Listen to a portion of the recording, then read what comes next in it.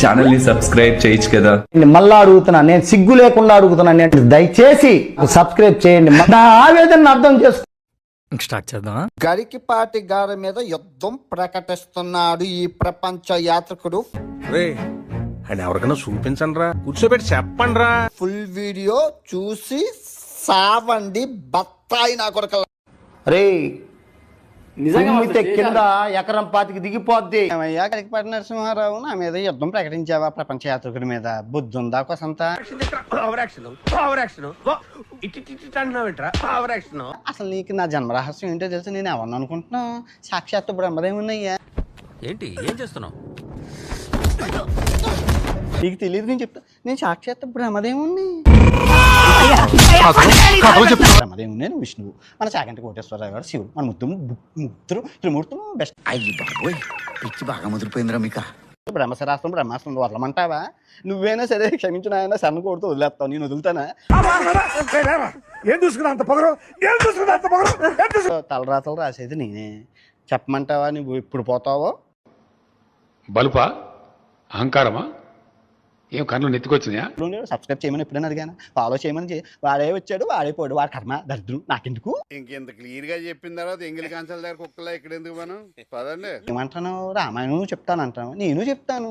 మహాభారతం నువ్వు చెప్తానంటూ నేను చెప్తాను. నీకేం తెలుసురా వాటి విలువ? అనామకుడివి, అసమర్థుడివి, అయ్యోకుడివి. చేతులు చెప్తాను, నేను చెప్తాను. నువ్వే చెప్తా అదే చెప్తాను. నీకన్నా నాకే ఎక్కువ తెలుసు.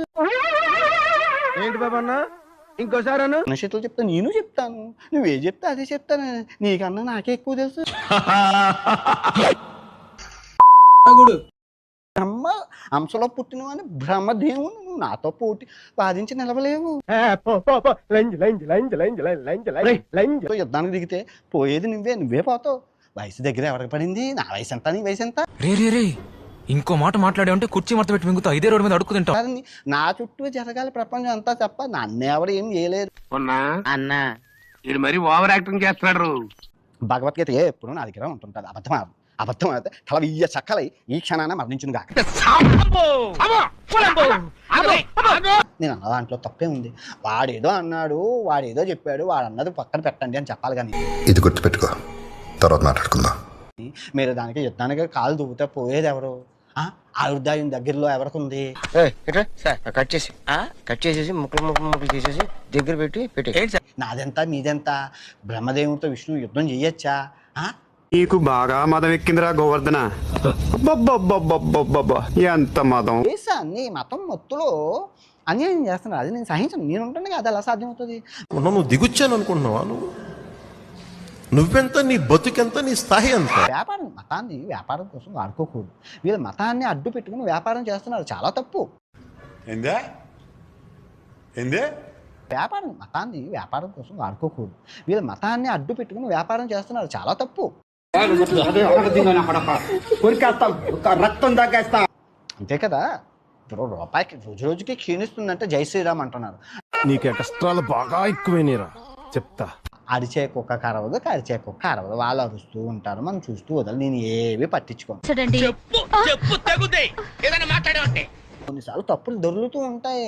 మహాభారతం చెప్పేటప్పుడు చాగంటి కోటేశ్వర్ గారు ఎన్ని తప్పులు చెప్పారు.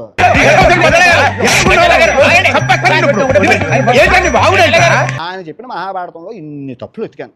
ఆ తర్వాత తమరు చెప్పింది విన్నాను. మా తమరు ఇంకానా.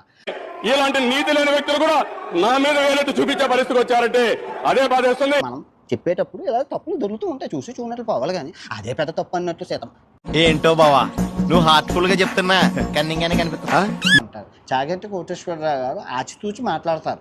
అరే నువ్వు చెప్పబోతా మాకు తెలీదు, గరిట తీసుకొని కొట్టారంటే మొహం చెట్టు అయిపోద్ది. కానీ మీరు అవతల వాడు చప్పట్లు కొడుతుంటే అబ్బో ఉత్సాహం పొంగిపోయి అయ్యో కొంత మాట చంపేద్దారా, వీళ్ళంతా మారరా. దయచేసి మీరు కళ్ళు తెరవండి. అలా కాదు కానీ ఇంకో మాట చెప్పు. ఈ ఫాలోవర్స్ చూసుకొని, ఈ జనం చప్పట్లు చూసుకొని పై మెరుగులకు ముసిపోకండి.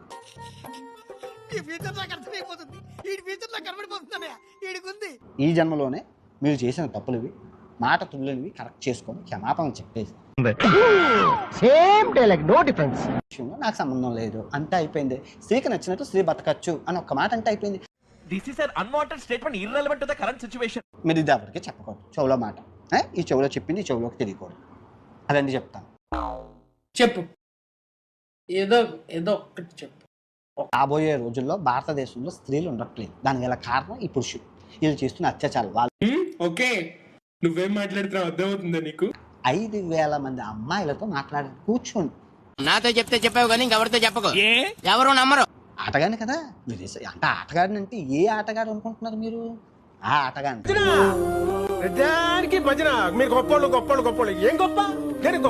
న్యూస్ రచ్చగొట్టి రప్పింపు చేసి బీపీ రంగొట్టి మొత్తం ఏం చేసింది? ఏమైంది? ఏమవదు. మనిషిగా పుట్టేందుకు ఎవరికైనా ఇంత సహాయం చేయరా? ఎందుకు బరంపురం అందరూ బాగుండాలి, అందులో నేను ఉండాలి. పొద్దున్నే బేవర్స్ గాళ్ళు ఎక్కువైపోయారు. మీరు ఇప్పుడు అంటుంటారు నేను ఉండడమే ప్రాబ్లం అయితే కనుక మళ్ళీ మళ్ళీ చెప్తాను నేను ఉండాలి, నేను ఉండి తీరాలి. ఏంటి తెలియక అడుగుతున్నాను, ఇదో బతుక చెప్పండి. ధర్మం న్యాయం 4 పాదాల మీద నించోబెడుతున్నాను కాబట్టి అది అలా పట్టుకునే ఉన్నాను. పిచ్చండి ఇది. దాని వదలను. చివరికి గెలిచేది నేనే. మీరు చూసిన వీడియో నచ్చితే లైక్ కొట్టండి, ఇంకా బాగా నచ్చితే షేర్ కొట్టండి.